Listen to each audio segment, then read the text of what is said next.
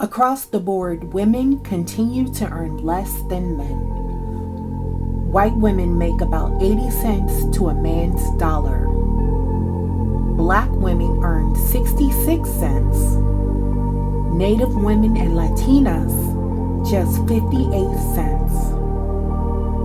And Asian American women, though often reported higher earnings, still face wide pay gaps depending on ethnicity and industry. The numbers tell a story about the urgent need for change. I'm Julene Allen, and this is Conversations for Equal Pay, where we talk with leaders, innovators, and change makers about closing the gap and uplifting women of color in the workplace. You're listening to Conversations for Equal Pay.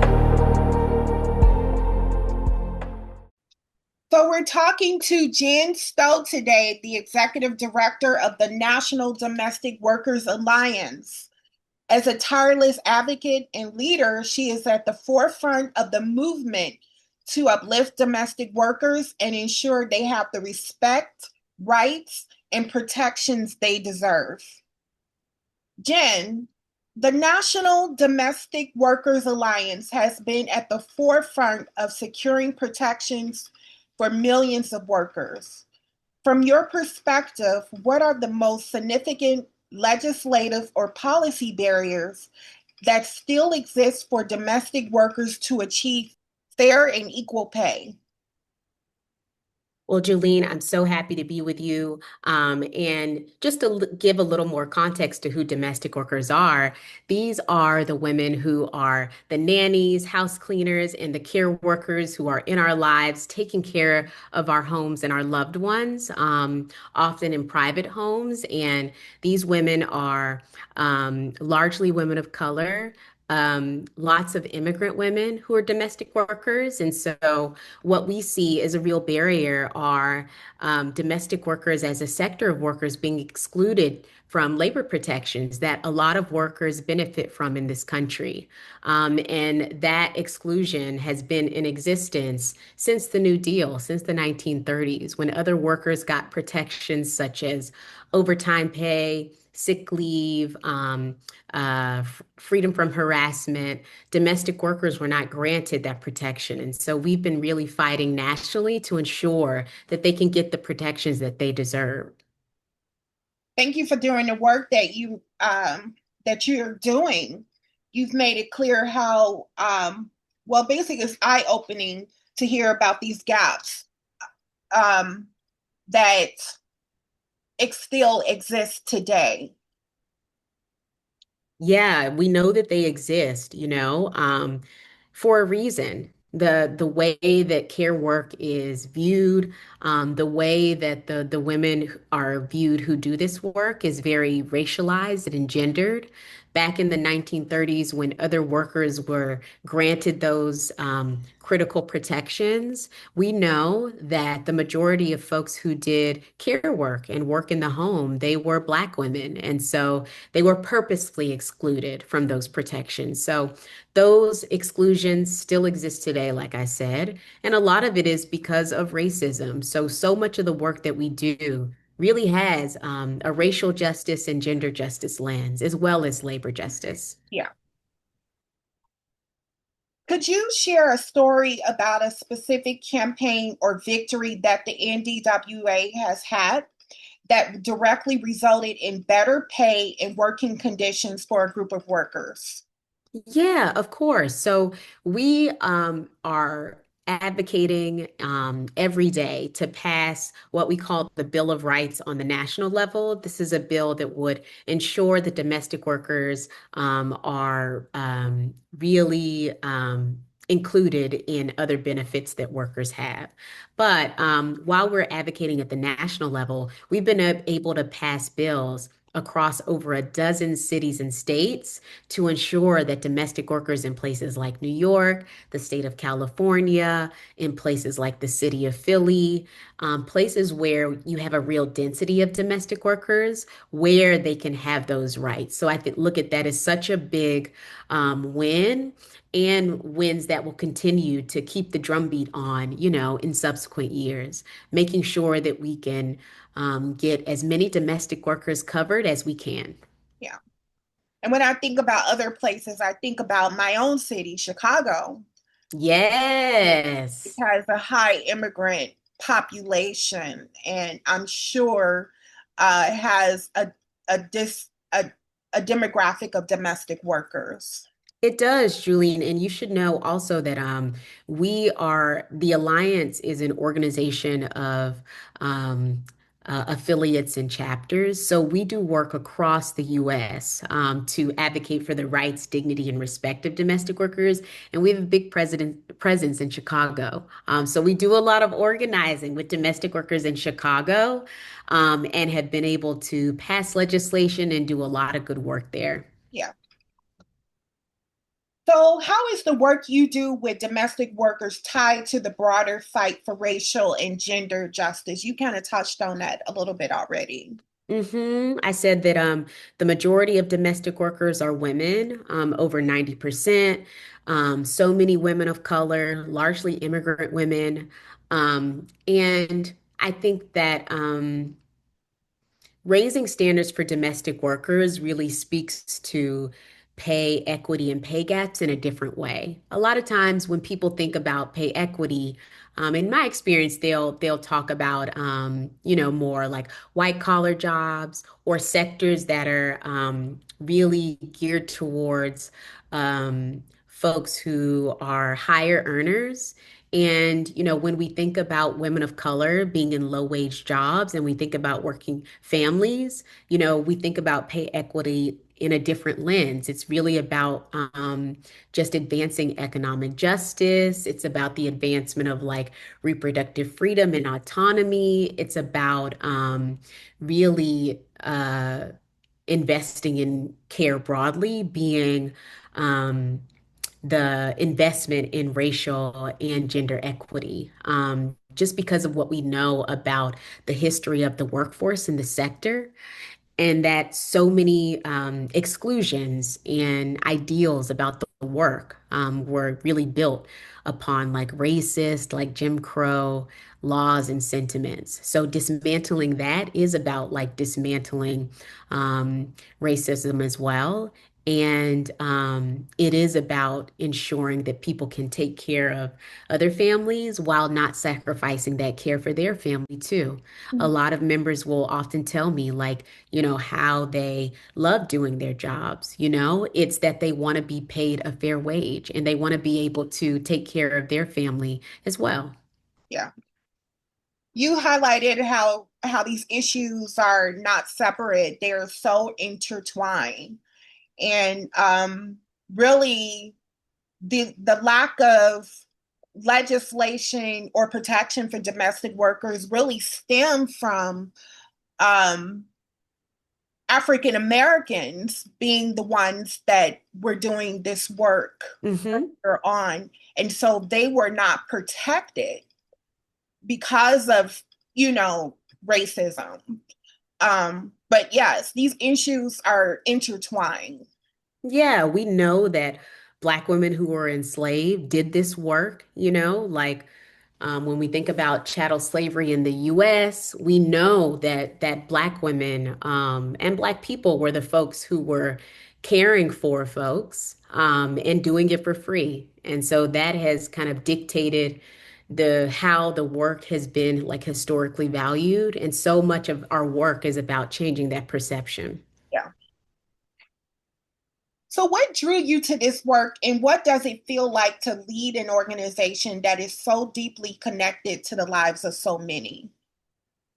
I think, like a lot of folks, I came into this work and really came into the realization of my own care story and how every step in my life has been dictated by um, who I've cared for or who I've had the privilege of um, being taken care of by. And so I was a younger mother. I had my daughter when I was in college, and I know firsthand how difficult it was to find affordable childcare, for example. So I had a deep understanding um, as I came up into my understanding of like systems that it wasn't just a personal problem, that it was systemic, and that there's so many people in this country that are doing, what is perceived to be everything right, and they still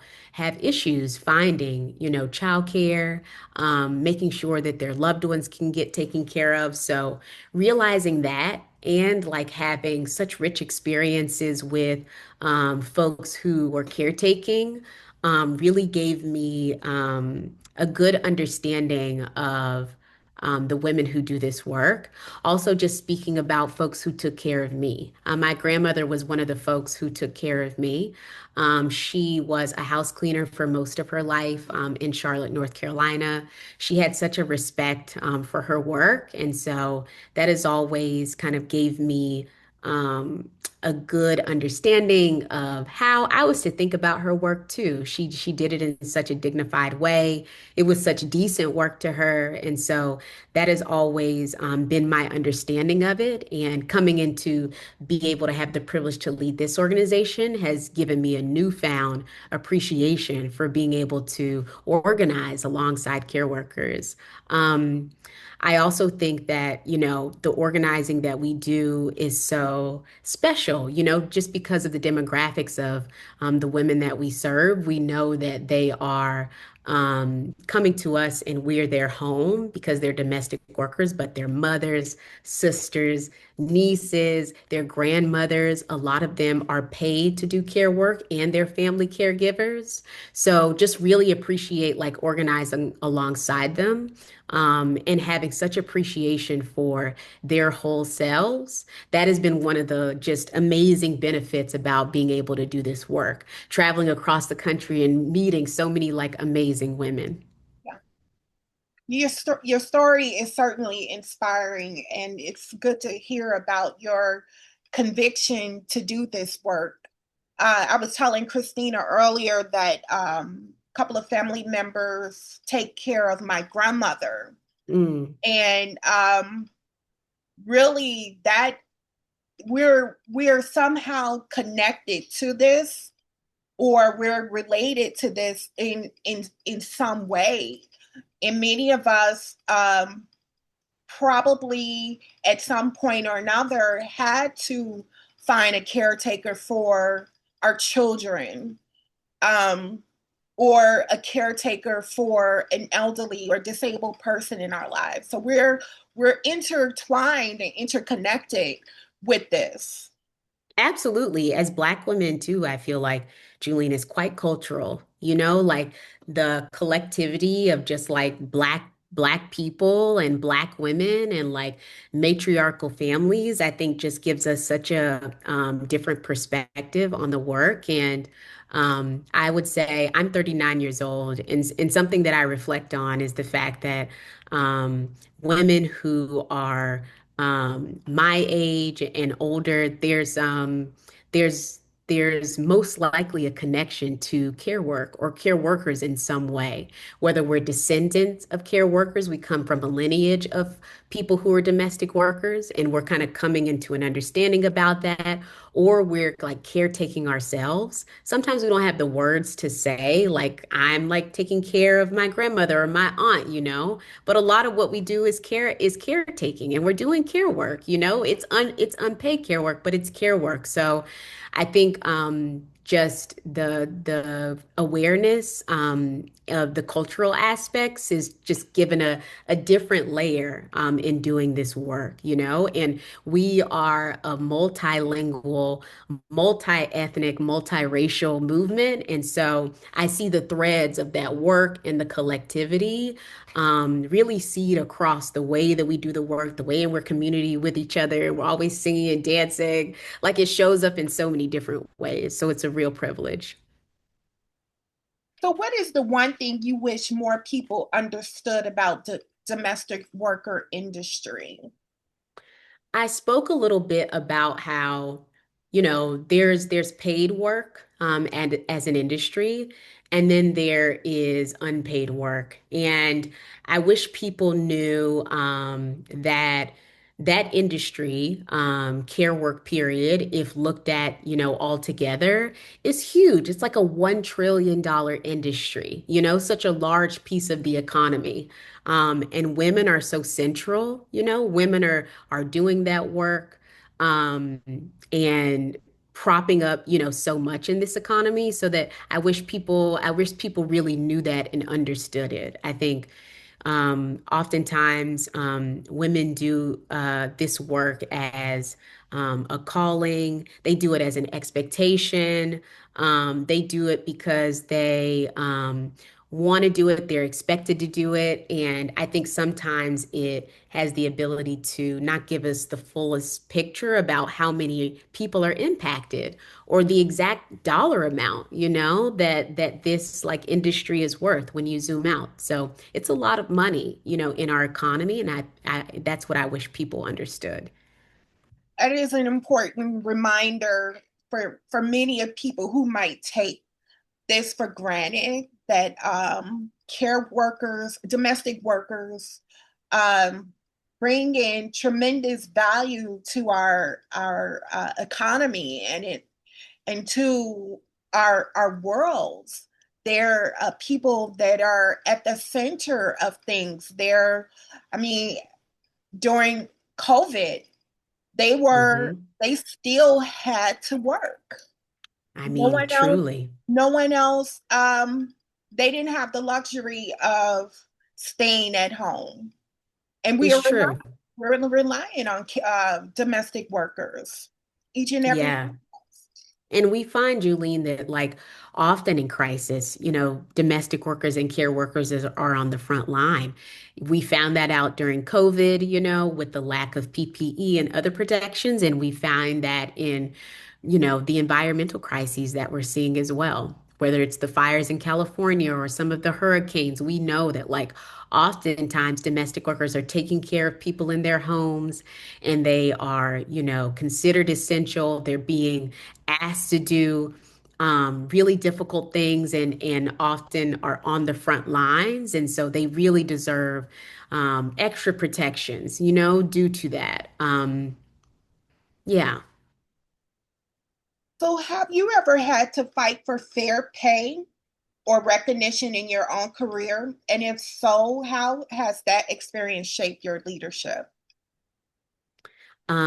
It's a great question. I've been really lucky to work alongside a lot of strong women. I was working in reproductive rights early in my career, and I transitioned into working in electoral politics. And I remember getting a new job, and um, I was up for a promotion, but I had no real understanding of the amount of money that I should be asking for.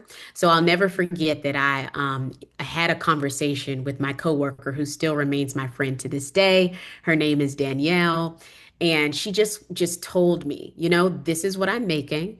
This is what this person is making, and this is what this person is making. She really laid it out and was very clear. Like she like told me, this is what I'm making. You should ask for at least this.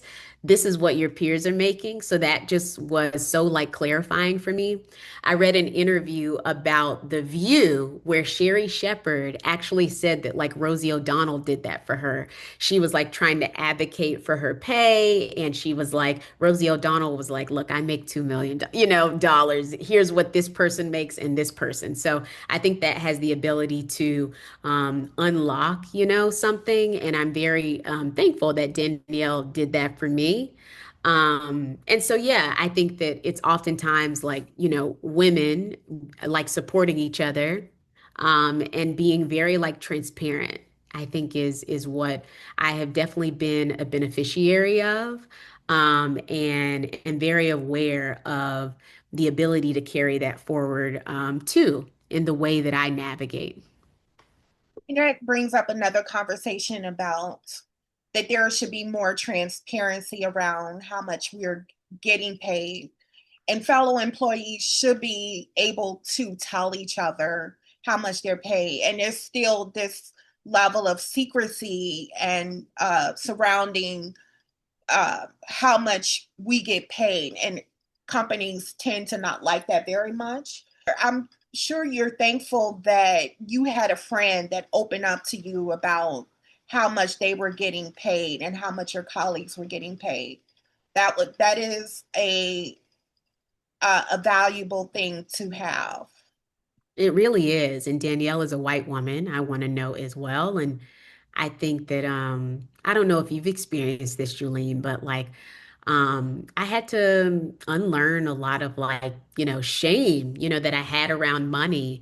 Um just like my thoughts about money, how I valued it, how I talked about it, what relationship I had with it. I really had to like grapple with that and realize that some of the conversations that I, didn't want to have were really about like not knowing how to navigate and not growing up in a household where that was like okay to do. And also like being like, it's a lot wrapped up in there, being Southern, being polite, taught to not be assertive in this way. So yes, it comes up. And I will say like it comes up across our membership too.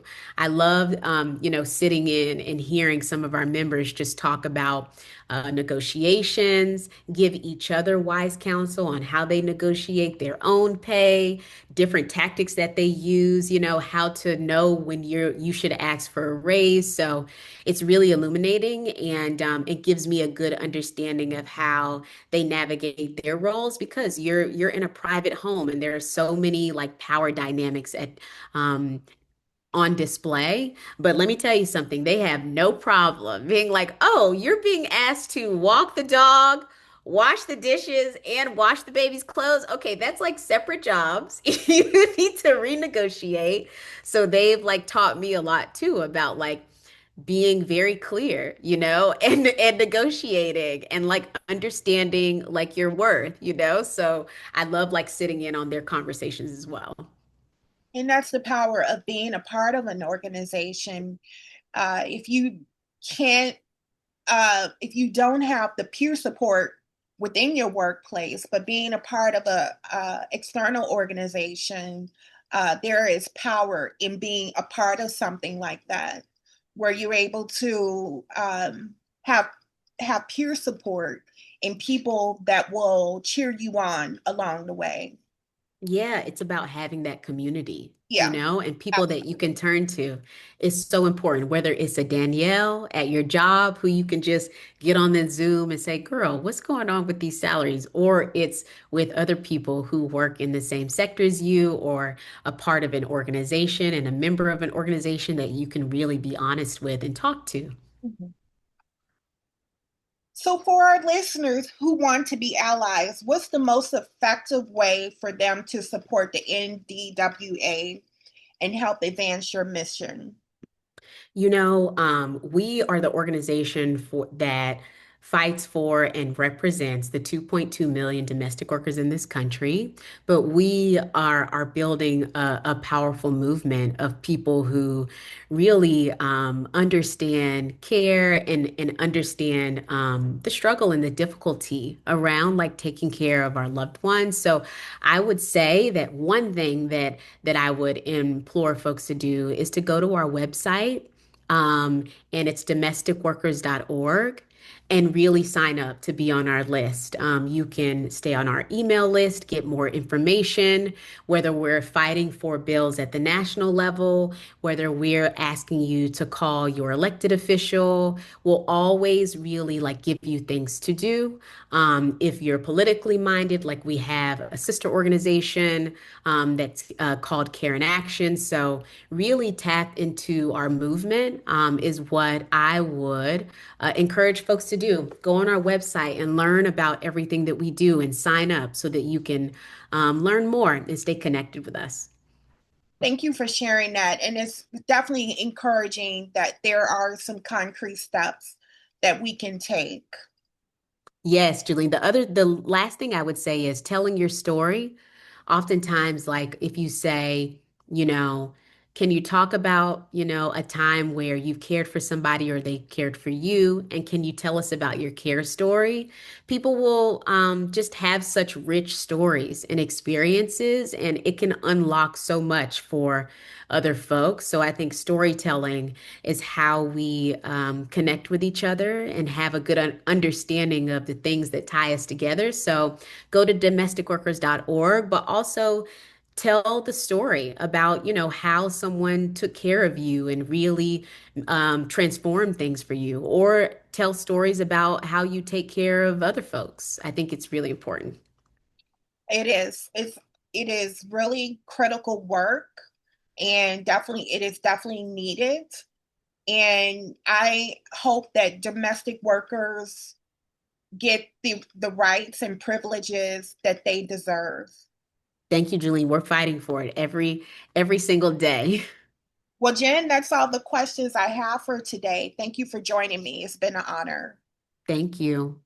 That's it for this episode of Conversations for Equal Pay. To tune into more episodes, log on to our website at conversationsforequalpay.org. You're listening to Conversations for Equal Pay.